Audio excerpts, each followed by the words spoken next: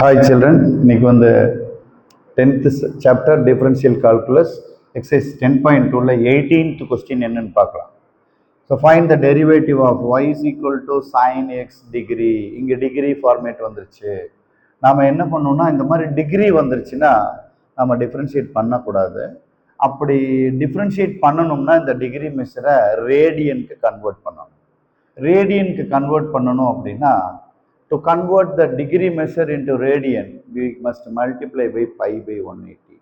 Pi by 180ங்கிற ஒரு constant இது கூட மல்டிப்ளை பண்ணணும். அப்போ என்ன ஆகும்னா y is equal to sin of pi by 180 அப்படின்னு மல்டிப்ளை பண்ணுனா இந்த டிகிரி மெஷர் அவுட் எக்ஸ்ன்னு வந்துடும். இப்போ இது வித்தவுட் டிகிரியா இருக்கா sin pi by 180 x அப்படின்னு எடுக்கலாம். இப்போ நாம differentiate with respect to x அப்படின்னு போட்டா y becomes y dash equal to differentiation of sin x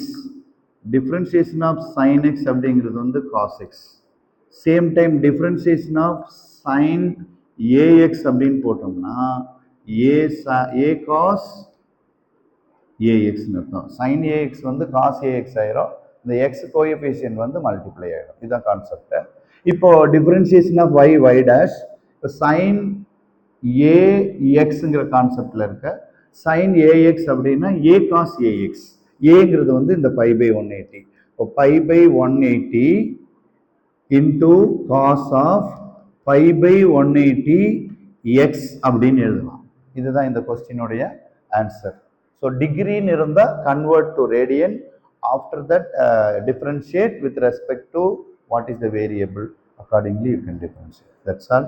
Thank you.